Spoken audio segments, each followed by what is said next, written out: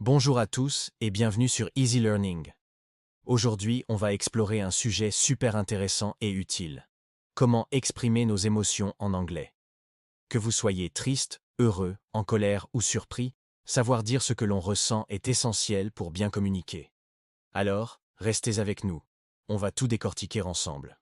Commençons par les émotions de base. Pour dire que vous êtes heureux, le mot le plus courant est happy. Par exemple, I am so happy today because I passed my exam. Mais il y a plein d'autres façons de le dire. Vous pourriez être joyful, qui est un peu plus intense, comme dans It was a joyful reunion with old friends. Ou encore delighted, qui signifie ravi. Par exemple, I'm delighted to meet you. Un autre mot sympa est thrilled, qui exprime une grande excitation.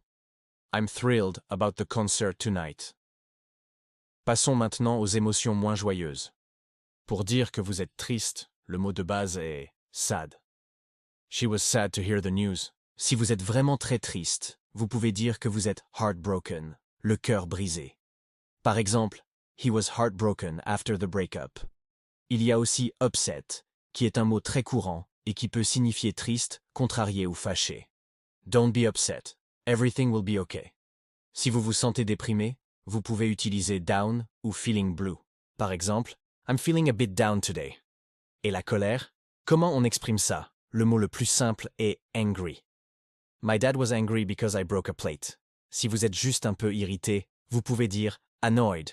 Par exemple, I'm annoyed by the noise.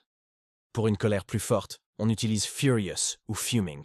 She was furious when she discovered the lie. He was fuming after the argument. Attention à ces mots. Ils sont très forts. Parlons de la peur maintenant. Le mot de base est scared. I'm scared of spiders. Si vous avez très peur, vous pouvez dire que vous êtes terrified ou frightened. The loud thunder terrified the dog. Vous pouvez aussi utiliser l'expression to be afraid of something.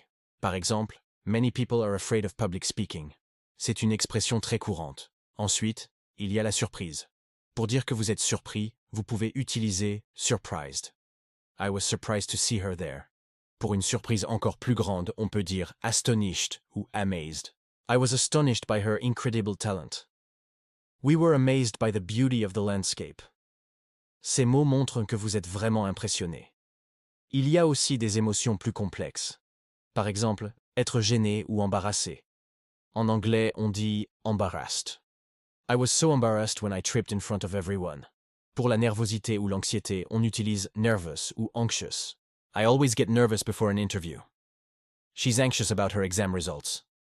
Pour dire que vous êtes confiant, on utilise confident.